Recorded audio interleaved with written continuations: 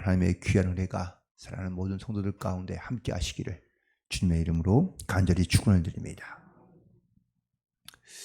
설교를 준비하다가 이런저런 영상들도 많이 보게 되는데 어떤 영상을 하나 보게 되었습니다.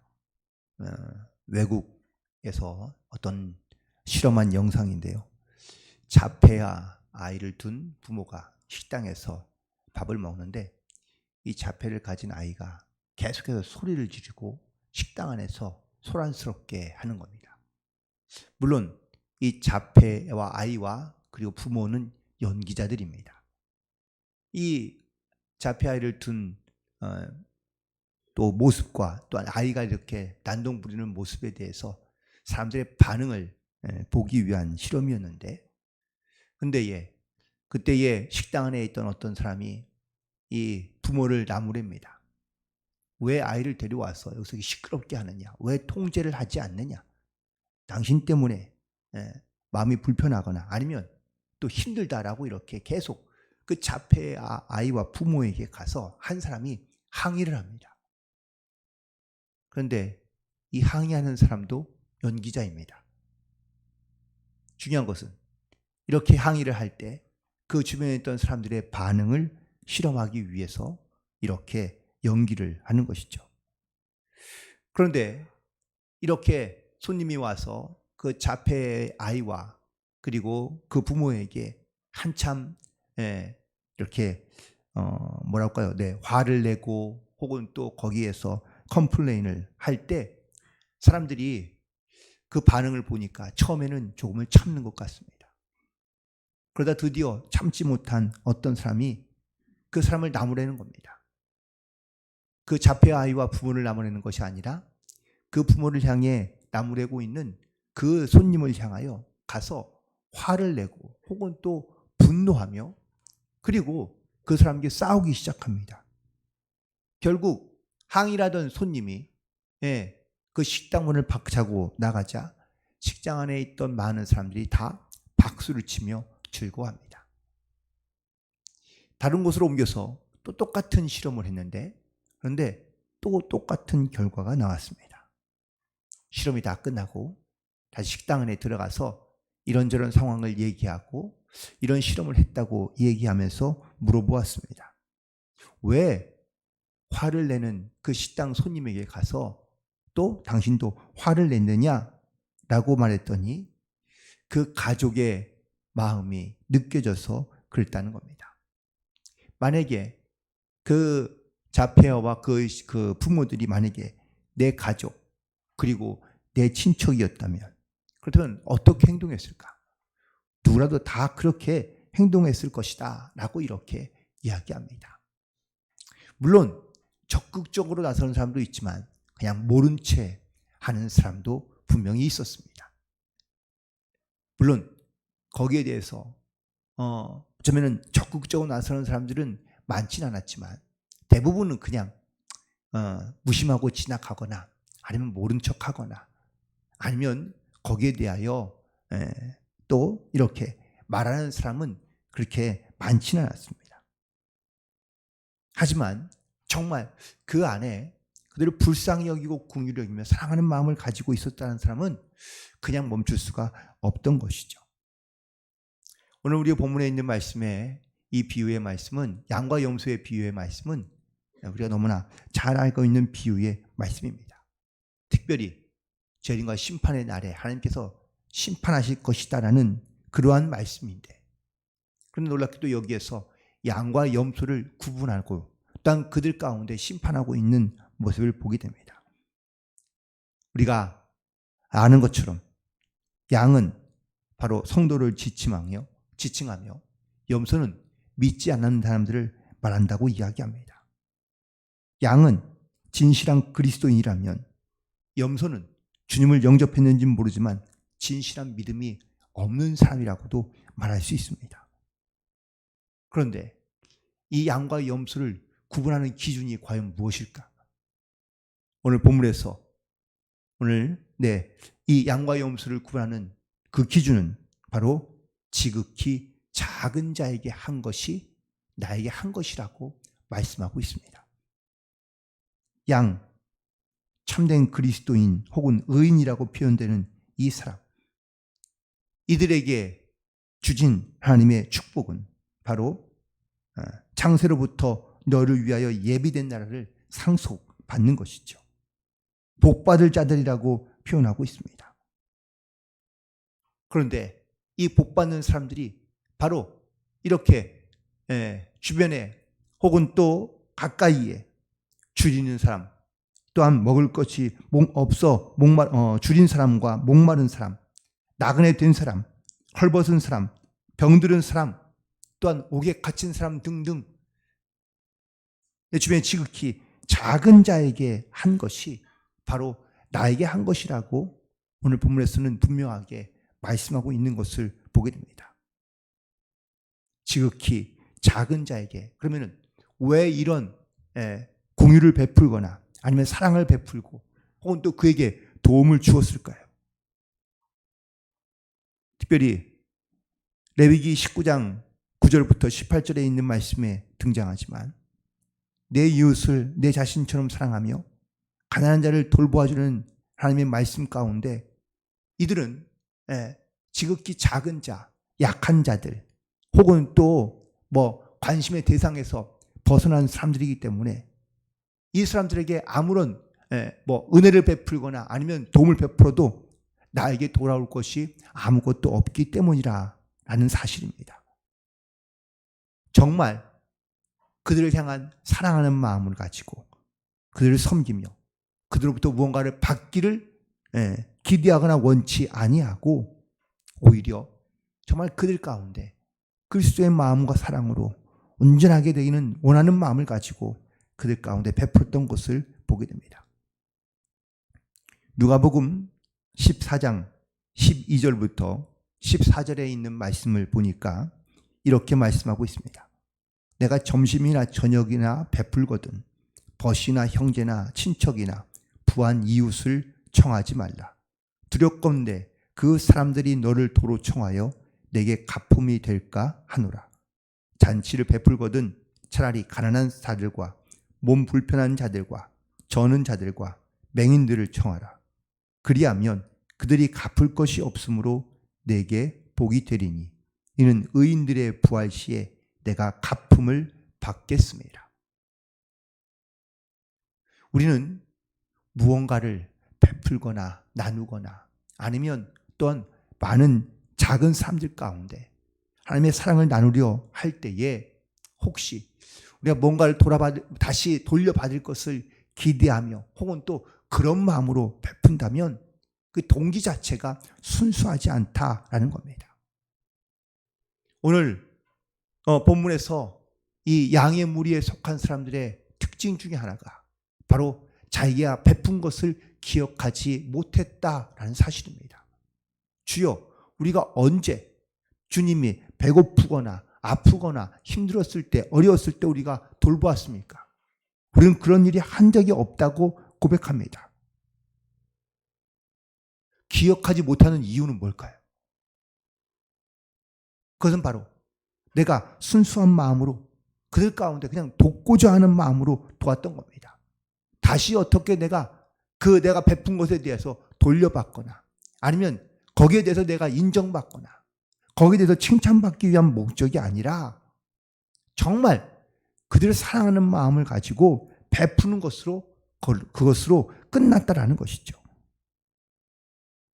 내 기분에 상관하지 않고 내 감정에 상관하지 않고 내 형편과 사정에 상관없이 내가 할 수 있는 최선을 다하여 도왔다라는 겁니다. 그리고는 잊는 겁니다.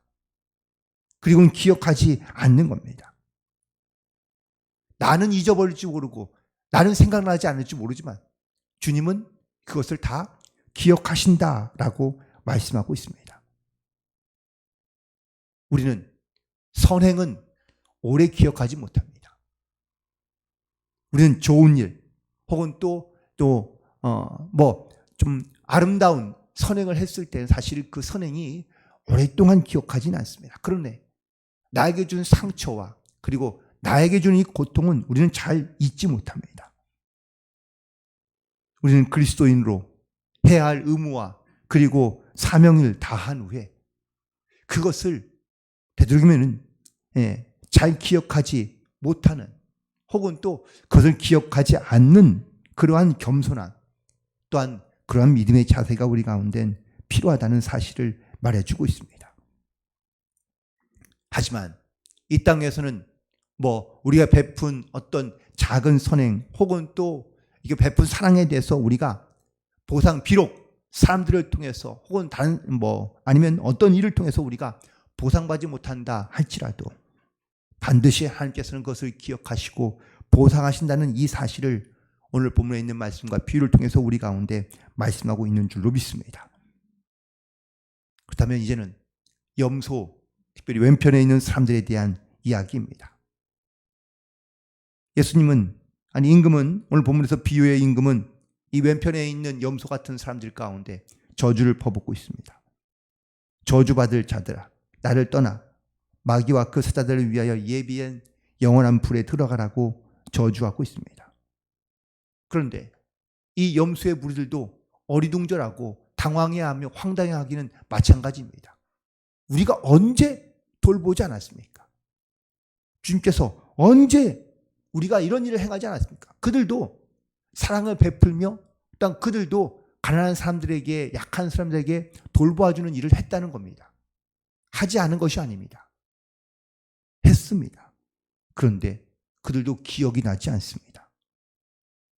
왜일까요? 사랑의 잣대를 가지고 자기 기준에서 그 사랑을 베풀었기 때문입니다. 그 사랑의 잣대가 하나님의 말씀과 긍휼이 아니라 자기 사랑의 자기 감정의 잣대였던 것이죠. 기분이 좋을 때에는 그를 베풀기도 했지만 뭔가 상황이 안 좋거나 어렵거나 힘들거나 또 뭔가 마음에 들지 않으면 그들은 사랑과 긍휼을 베푸지 않습니다. 마음이나 동기 자체가 순수하지 않는 것을 말하는 겁니다. 결국 이 염소의 무리들은 영벌에 처해지고 그리고 또한 내쫓임을 받게 됩니다. 오늘 이 본문에 있는 말씀 속에서 우리가 반드시 기억해야 될 몇 가지의 교훈이 있습니다. 첫 번째 교훈은 세상의 심판은 누구도 피할 수 없다라는 사실입니다. 선한 일을 하든 악한 일을 하든 그 사람이 얼마나 좋게 살았든 나쁘게 살았든 많이 배웠든 못 배웠든 직분을 권력을 갖고 있든 없든 간에 한 사람도 이 세상에서 하나님의 심판 가운데 예외될 사람은 없다라는 사실입니다. 세상에서는 예외가 있습니다. 면책도 있고요. 또한 천대도 있고 우대도 있습니다. 그래서 많은 사람들은 세상에서 뭔가 특별한 것을 받기를 원하고 살아갑니다. 그런데 분명 우리 가운데 하나님의 심판이 임한다면 임할 때에 우리가 우리의 행위를 따라 하나님께서 반드시 심판하시겠다고 말씀하고 있습니다. 계시록 20장 12절에 보니까 죽은 자들이 자기 행위를 따라 책에 기록된 대로 심판을 받는다고 말씀하고 있습니다. 내가 태어나서 내가 행한 모든 것 그 행위에 따라 심판받는데 행위의 어떤 결과보다 더 중요한 것이 그 행위 속에 담겨져 있는 의도와 또한 동기와 그리고 순수한 그런 어떠한 과정입니다. 순수한 마음으로 정말 진실한 모습으로 그들 가운데 대하며 행했는지에 내가 얼마나 많은 선한 행위를 행하며 혹은 또 얼마나 많은 걸 베풀었는지 물론 그것도 중요하겠지만 무엇보다 그 안에 담겨져 있는 순수한 동기가 더 중요하다는 것을 말씀하고 있습니다. 심지어 양의 무리들은 선한 행위를 하고도 다 잊어버렸습니다. 기억조차 나지 않습니다. 그들이 내가 어떤 행위를 했는지 내가 하나님 앞에 심판받을 때 자기 스스로를 변론하는 것은 아무도 없습니다. 하나님이 다 알고 계시며 기억하고 계시고 또한 기록되어져 있기 때문이라는 겁니다. 그러므로 우리는 어떠한 일을 행하려 할 때에도 그 안에 정말 순수한 마음과 동기, 하나님에 대한 사랑을 가지고 우리는 그 일을 행하며 그리고 또한 이 땅 가운데 살아가야 될 줄로 믿습니다. 두 번째 교훈은 바로 심판 시에 반드시 왼편이 아닌 오른편에 설 수 있어야 될 줄로 믿습니다. 오른편에 선 이 양의 무리들은 바로 주님을 사랑하며 또한 주님 사랑하는 그 증거들을 이 땅 가운데 보여주며 살았던 사람들이다라는 사실입니다. 그러므로 우리도 이 오른편에 있던 양의 무리와 같은 사람들처럼 그들의 사랑을 배우고 또한 그들의 모습을 배우며 살아가야 될 줄로 믿습니다. 왼편에 있는 사람들처럼 우리가 어리석고 주님을 사랑하긴 하지만 주님보다는 자기를 더 사랑했던 사람, 또한 자기가 갖고 있는 것을 더 좋아했던 사람, 자기의 감정에 따라 행동하며 살려 했던 사람들, 이런 사람들이 바로 실패한 사람들의 모습이라는 것을 배우게 됩니다.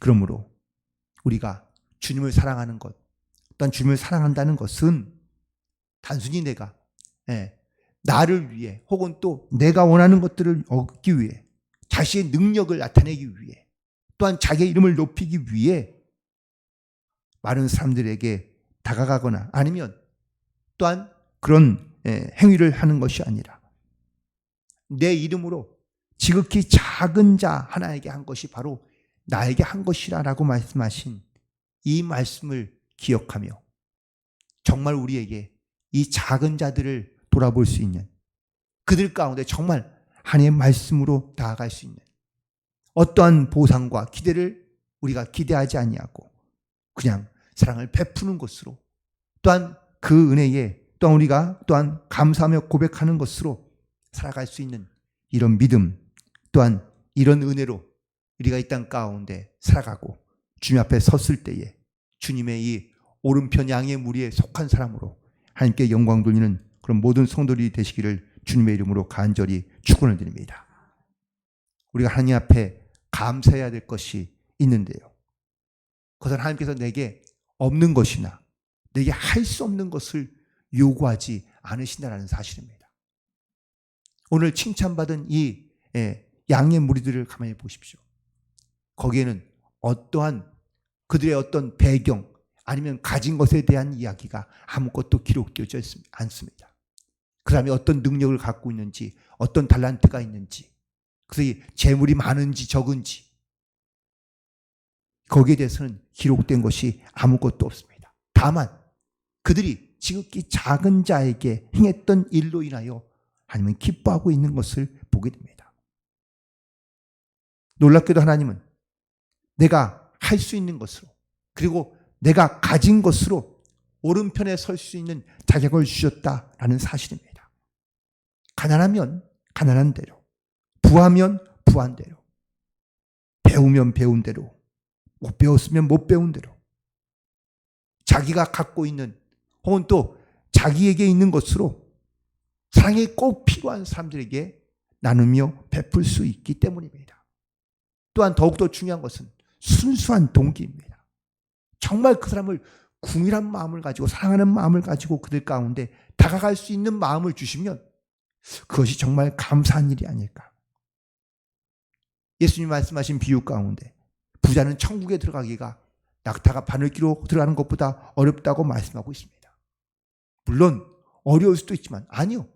가진 것을 또 기쁨을 나눌 수 있으니 또 그것도 역시 은혜가 되지 않을까요? 나는 비록 가진 것이 없고 너무 힘들고 어려운데 내가 과연 뭘 할 수 있을까?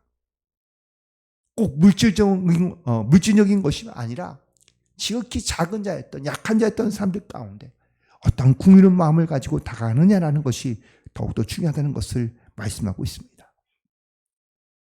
우리는 그리스도 안에서 한 형제, 또 한 자매라고 말합니다. 그런데 우리가 서로를 향해 사랑하는 모습을 보면 죄송하지만 부끄러울 때가 있는 것을 느끼기도 합니다. 에베소서 2장 10절에 보니까 믿는 자는 예수 그리스도 안에서 선한 일을 위해 지으심을 받은 자라고 말씀하고 있습니다. 하나님의 선한 일을 하게 하시기 위해서 우리를 만드시고 또한 우리 가운데 역사하신다라는 사실입니다. 분명 우리는 하나님의 심판대 앞에 서게 될 줄로 믿습니다. 처음에 주님의 심판대 앞에 섰을 때 분명히 구분하시겠죠. 오른편이든 왼편이든. 그 심판날에 하나님의 심판의 기준이 무엇인지를 우린 다시 한번 돌아봐야 될 줄로 믿습니다. 그리고 내가 그 주님의 오른편에 속한 자가 되어 주님 앞에 칭찬받으며 영생과 또한 하나님의 은혜, 축복된 삶을 누리며 살아갈 수 있는 의인의 파들에 영생에 들어갈 수 있는 모든 성도들이 되기를 간절히 소망하며 축복합니다. 내 안에 이 그리스도의 마음을 품고 행하며 그리고 또한 실천함으로 그리스도의 사랑을 나타내며 하나님의 거룩한 백성으로 이 땅 가운데 기쁨과 영광을 위해 살아갈 수 있는 그런 복된 삶이 되시기를 주님의 이름으로 간절히 축원을 드립니다. 기도하시겠습니다.